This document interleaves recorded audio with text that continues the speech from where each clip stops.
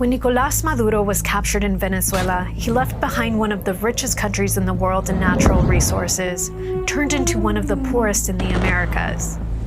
It's the first nation in Latin America in gold reserves and the richest on the planet in proven oil reserves.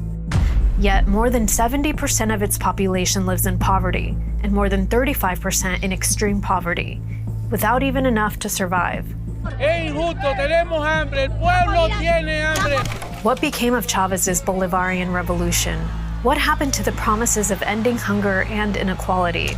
La corrupción acabó con cualquier intento de progreso que tuvo el país a nivel social, a nivel industrial, a nivel productivo. It is no coincidence that more than 8 million Venezuelans, nearly a third of the population, have had to emigrate, even though their country is richer in natural resources than any of its neighboring nations. Aside from the pain of leaving, the poorest Venezuelans face xenophobia and rejection in the countries that they go to. And so, the richest country in the region became, in the first quarter of the 21st century, a regime with no legitimacy at the ballot box, sustained by repression. Estamos ante el fraude más grande de la historia venezolana y muy probablemente uno de los fraudes más grandes de la historia contemporánea política de América Latina. In this chapter of our series, Unmasking Revolutions, we tell you how the Bolivarian Revolution devastated Venezuela and ask whether the capture of Nicolás Maduro puts an end to the so-called socialism of the 20th century. I'm Melissa Aparicio. Let's get started. A land of riches, a people starving. The famous blowout of the Barroso II well in December 1922 revealed Venezuela's oil wealth. The discovery of a vast oil field transformed the country completely. A mainly agricultural nation became, within a few years, the largest oil exporter in the world, driving growth that skyrocketed in the 1970s as crude prices surged. But as in other oil-producing countries, when prices collapsed in the 1980s, the blessing became a curse. Foreign debt grew increasingly unmanageable. Interest payments alone consumed 34% of the state's income, and corruption made things worse. The stability of a democracy that had until then been one of the most solid in Latin America began to crack. In 1989, a new president arrived with the promise of cleaning up the public finances with a neoliberal plan of fiscal adjustments and cuts following IMF proposals. But the plan collided with Venezuelan society's breaking point. Una sociedad como la venezolana, que hasta entonces había tenido una renta per cápita bastante alta, pero en la que existía al mismo tiempo una enorme desigualdad y un índice de pobreza bastante alto, lo que ven las clases más desfavorecidas es que ellos van a pagar el ajuste de las políticas de Carlos Andrés Pérez, lo que les lleva a la protesta y lleva a una situación como la que se va a dar durante el Caracazo, cuando la gente sale a la calle a protestar y a la vez se empiezan a producir enormes saqueos. After rises in the price of gasoline and public transport, protests and looting spread from city to city. This social explosion went down in history as the Caracazo. The government, in power for only 1 month, mobilized the army. La propia sociedad lo que va a ver es un shock tremendo al ver que el ejército va a reprimir con una violencia inusitada, con, según cifras oficiales, cientos de muertos, y va a llevar a una crisis política en cuanto a que la propia sociedad va a empezar a desconfiar de una clase política que utiliza el ejército para reprimirlos. The Caracazo left 277 dead, according to the government of Carlos Andrés Pérez, but more than 1,000 according to unofficial sources. Many of them were young people, even teenagers, from the poorest neighborhoods.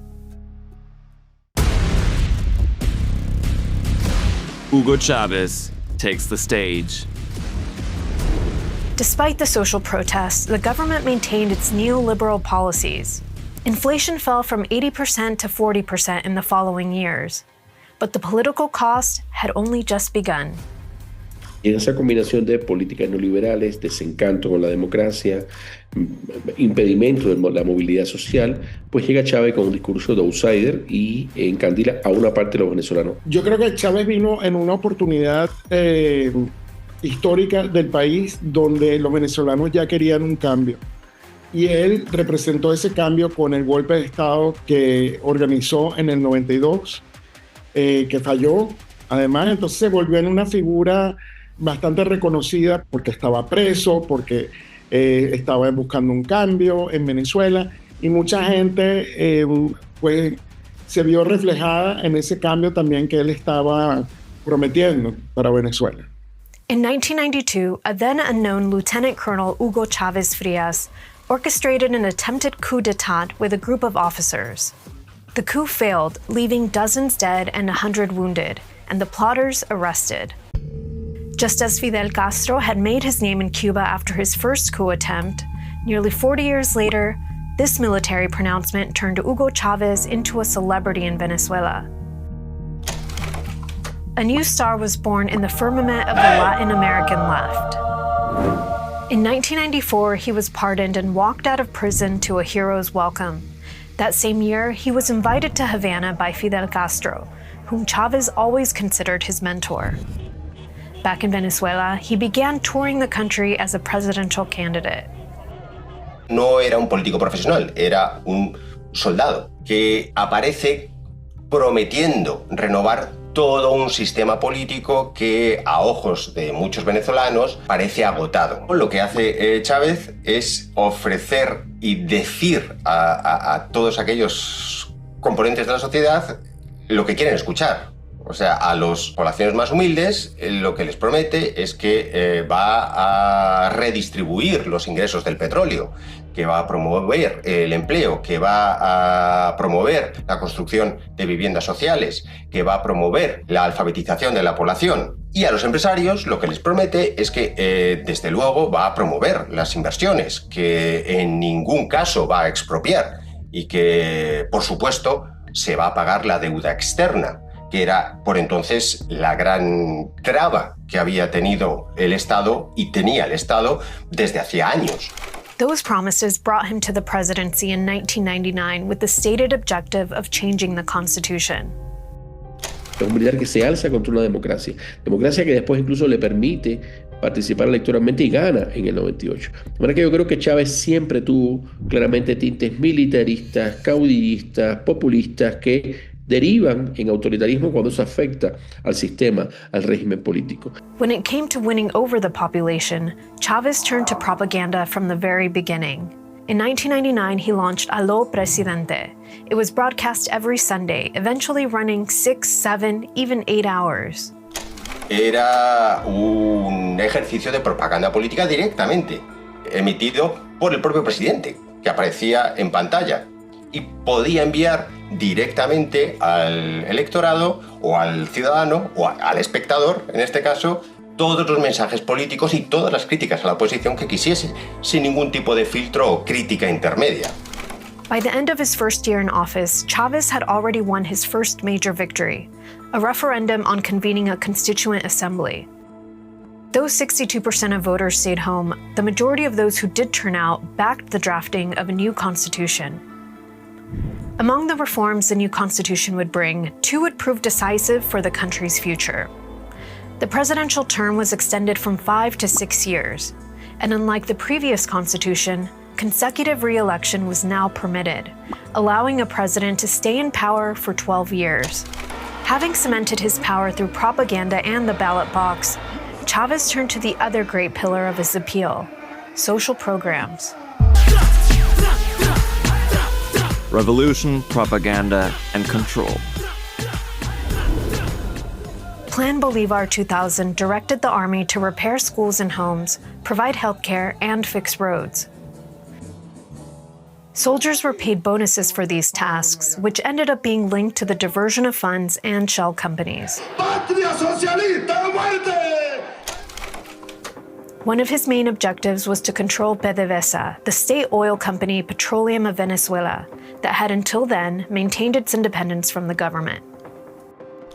But in April 2002, Chavez fired the entire leadership during a live broadcast and replaced them with loyalists.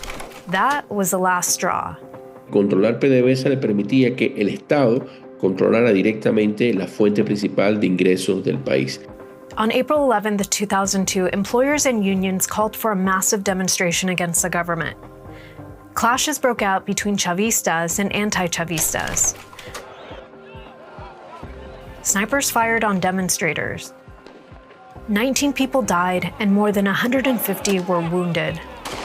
Yo creo que el momento en el que de verdad el chavismo se empieza a enfrentar con los medios de comunicación es cuando la protesta contra Hugo Chávez se vuelve violenta y en un lado el gobierno decía no está pasando nada y en el otro lado los canales partieron la imagen en dos y se veía que sí estaba pasando algo, que estaban matando a manifestantes en esa marcha. Desde allí empieza un divorcio del gobierno con los medios de comunicación y un enfrentamiento muy fuerte que ha costado pues, la libertad de expresión y de prensa en Venezuela. With almost 1 million demonstrators in Caracas, Chavez set in motion what was known in the government as the Avila Plan. The army was to disperse the marches and take control of the streets. But General Lucas Rincón refused to obey, as did other high-ranking commanders. Shortly after, the coup was completed. Chavez was taken to Fort Tuna and the head of the Employers' Association, Pedro Carmona, was named interim president. But Chavez's supporters and much of the military reacted, rescuing the president and restoring him to power.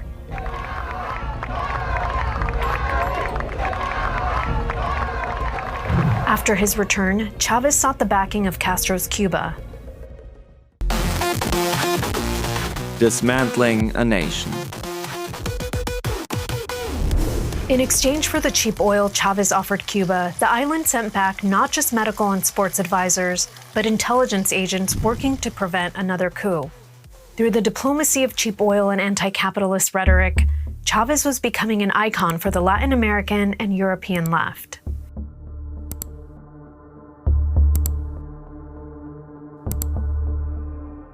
Chávez es una de las voces que desde el primer momento busca el enfrentamiento con Washington, convirtiéndose así, digamos, en la contraparte frente a George Bush hijo. Ayer estuvo el diablo aquí.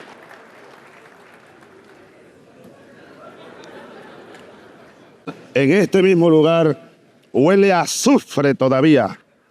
Por un lado estarían las políticas intervencionistas de Estados Unidos, de George Bush, y por otro estaría Hugo Chávez, que lidera el grupo de izquierdas que pretende oponerse a lo que ve como una deriva imperial de Estados Unidos.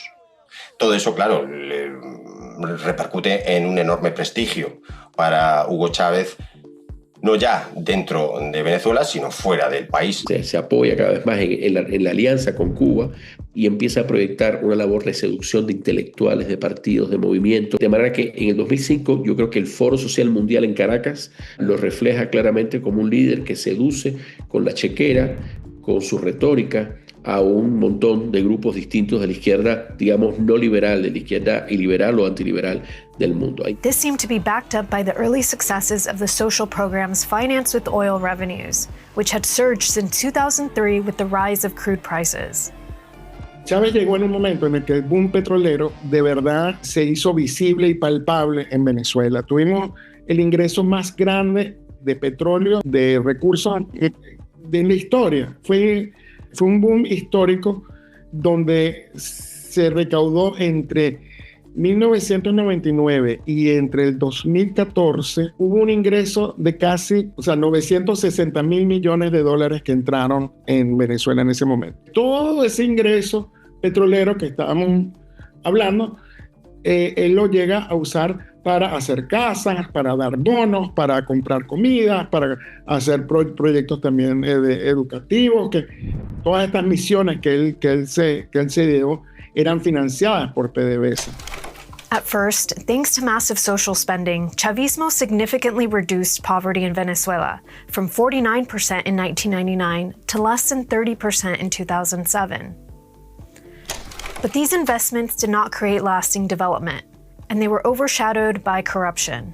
¿Qué pasó? Que además de hacer estas misiones, se expandió la corrupción del dinero que se estaba entrando por PDVSA con todas estas misiones, estos regalos, todas estas cosas, terminó arruinando a PDVSA. PDVSA era el quinto exportador de petróleo en el mundo, una de las principales compañías de petróleo en el mundo, y ahora es la última. O sea, pasó de ser una de las primeras a ser la última en el transcurso de 20 años.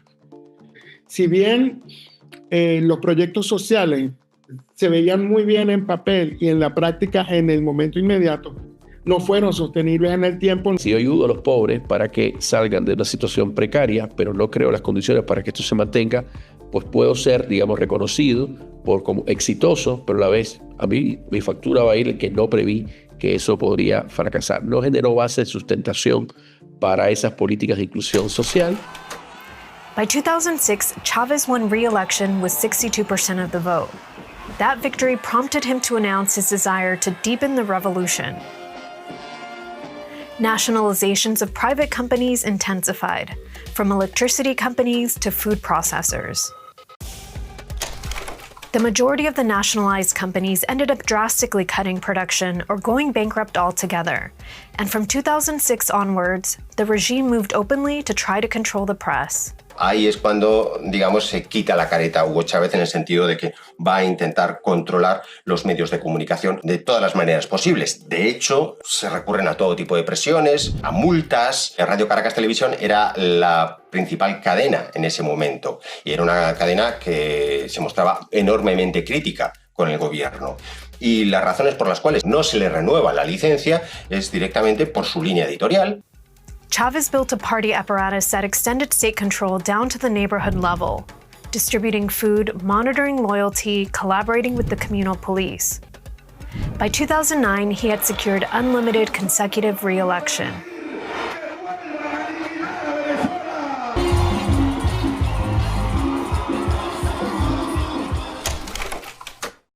The opposition united behind a single candidate, but Chavez, though gravely ill with cancer and undergoing treatment in both Caracas and Havana, won again.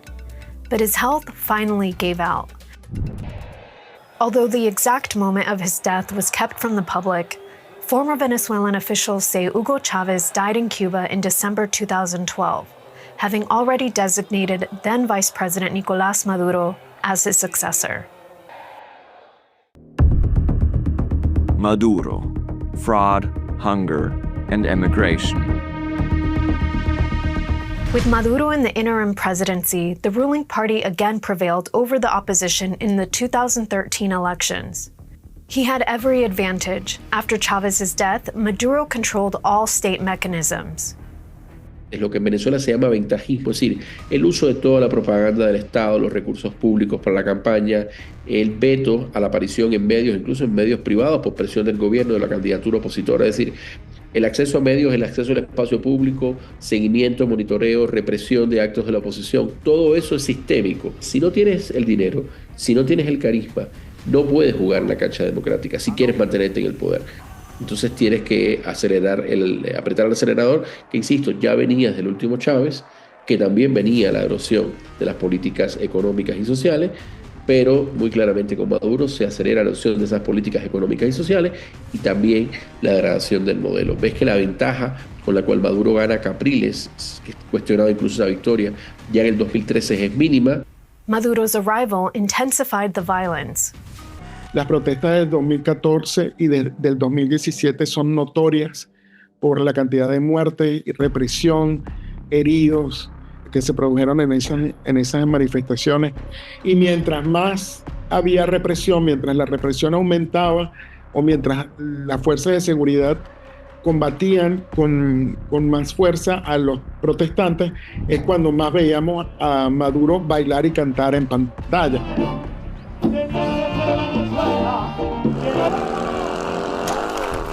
Fraud and repression became Maduro's strategies for staying in power. He could no longer rely on the Chavez-era economic model. In 2014 alone, the price of oil fell from $100 to around $50 a barrel, dramatically cutting state revenues. Los precios del petróleo, que habían estado inflados durante casi una década, se derrumban, con lo cual el Estado venezolano no tiene dinero. Y la única manera que tiene el Estado de tratar más o menos de salir adelante es imprimiendo cada vez más dinero, con lo que crea una hiperinflación que hunde al país en la más absoluta de las miserias. By then, the country with the largest proven oil reserves on the planet had become a net importer of gasoline. To survive, the regime printed more and more money, plunging Venezuela into a spiral of hyperinflation unique in the world in the 21st century. Inflation in Venezuela reached 130,000 annually in 2018, the peak of a 4-year hyperinflationary period, according to official figures from the Venezuelan Central Bank, which is known for correcting its data downwards. Worth noting, the same institution stopped publishing inflation figures altogether at the end of 2024. According to non-official sources, inflation in 2018 alone reached 1.7 million%. But let's go back to 2014, when poverty and rising crime sparked a wave of protests led by Leopoldo López and María Corina Machado. 43 people died and thousands were arrested. The regime accused López of instigating the protests and being responsible for the deaths. He was arrested, tried, and convicted in a process the prosecutor in charge of the case later called a farce from exile. In 2015, the opposition won the legislative elections by surprise, securing a majority in the National Assembly. Maduro's regime, unable to control parliament, had it declared in contempt with the help of a Supreme Court that was effectively controlled by the government.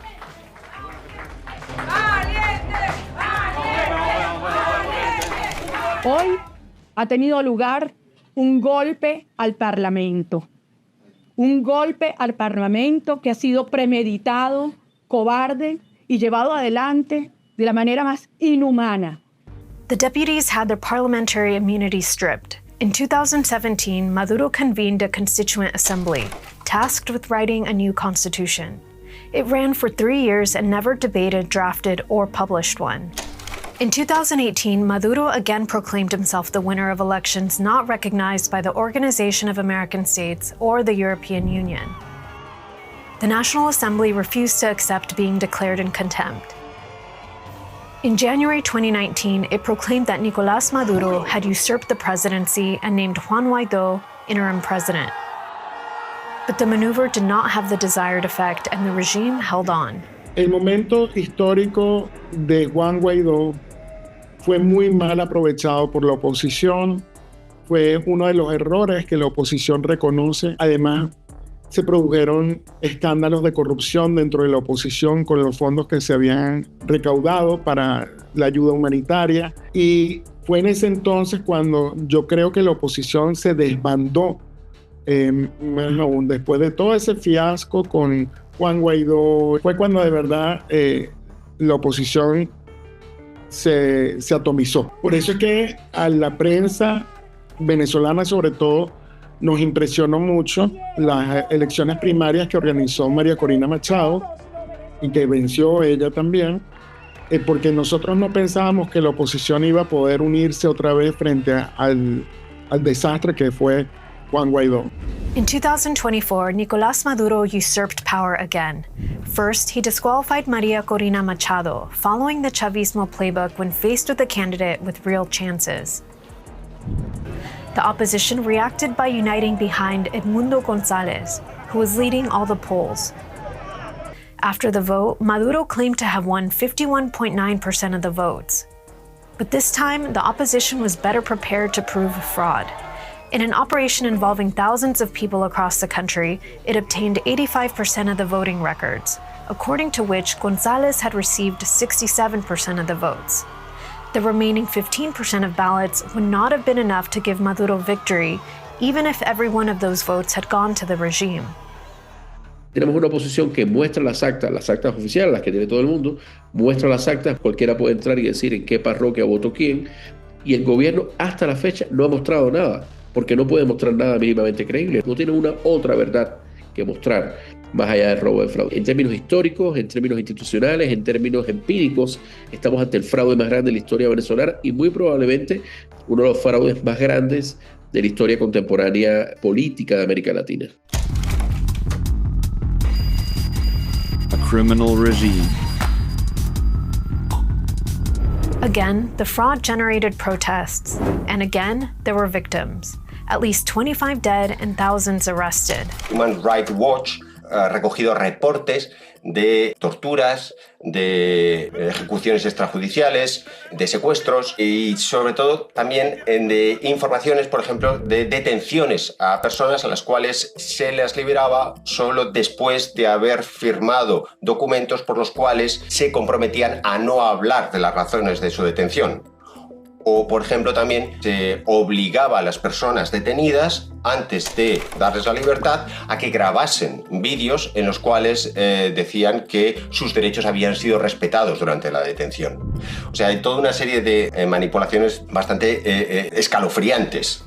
En todo esto, la llamada Ley contra el Odio, que fue aprobada por la Asamblea Constituyente, y que en realidad es una herramienta jurídica para permitir la detención de cualquier persona crítica con el régimen de manera discrecional, ya que se ha detenido a personas simplemente por criticar al gobierno en grupos de WhatsApp.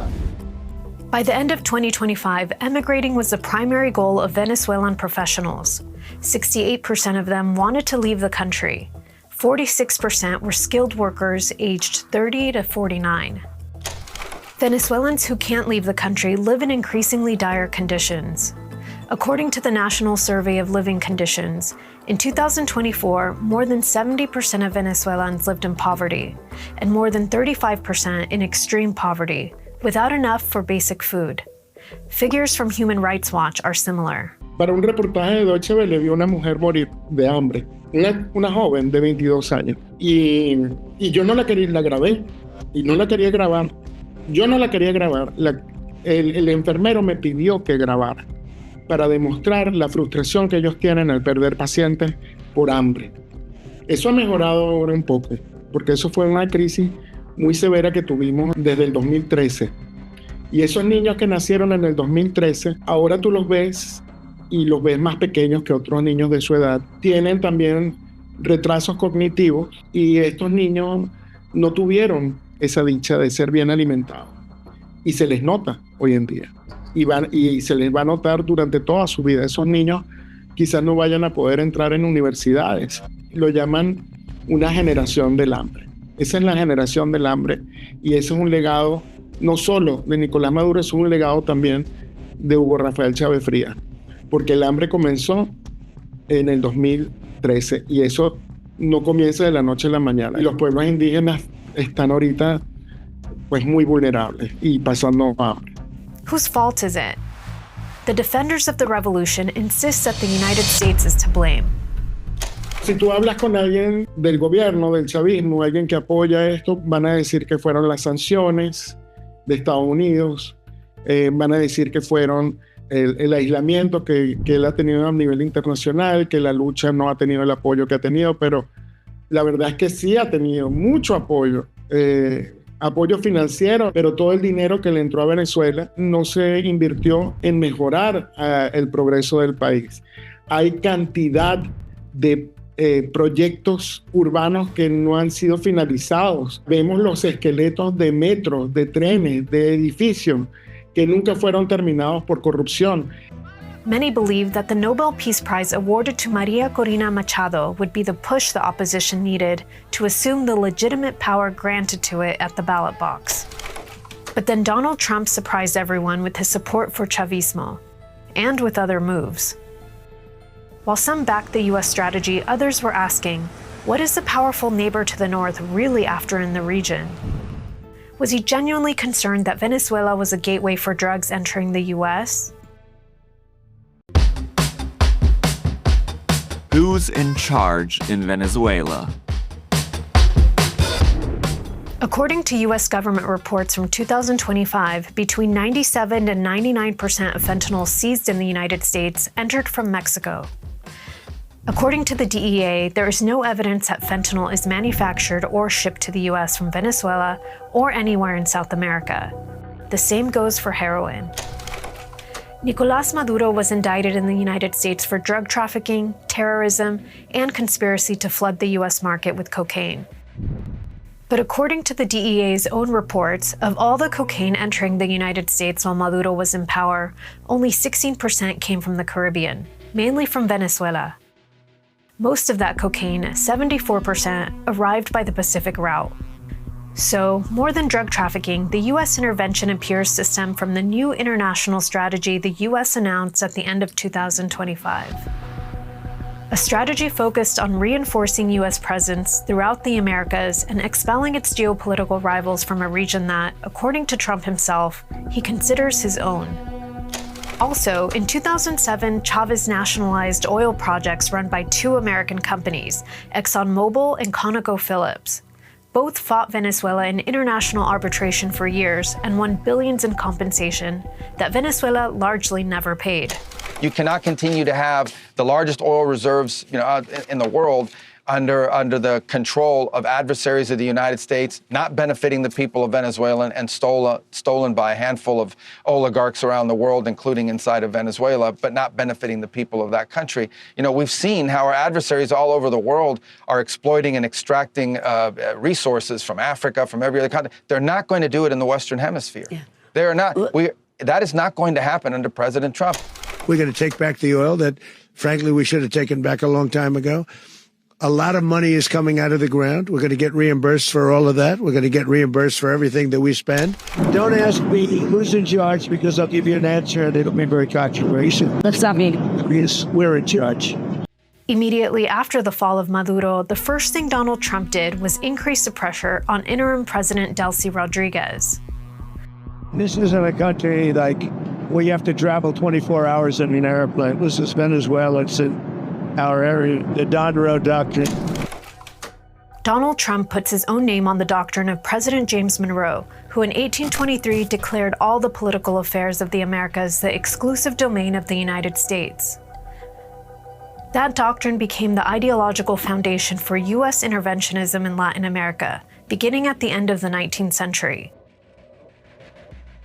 It seems clear then that the objective of the military intervention was to bring Venezuela back into the exclusive sphere of U.S. influence.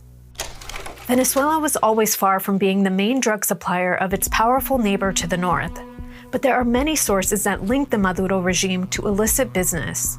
Venezuela se ha convertido efectivamente en un paraíso para el narcotráfico, el contrabando, el tráfico humano y el crimen organizado internacional. Hay varios casos que vinculan a Nicolás Maduro con el narcotráfico, y el caso más vinculante es el caso de Hugo Carvajal, el Pollo Carvajal, director de inteligencia militar en Venezuela por muchos años y un gran amigo de Chávez, protegido de Chávez y protegido de Nicolás Maduro. Hugo Carvajal was arrested in Spain in 2021 and extradited to the United States. In 2025, he pleaded guilty to all charges of drug trafficking and weapons possession. In December of that year, he wrote to President Trump from a U.S. federal prison, possibly to gain some advantage. His lawyer provided the letter to local publication The Dallas Express. In it, he accused the Chavez administration of operating as a criminal cartel, now led by Nicolás Maduro, Diosdado Cabello, and others.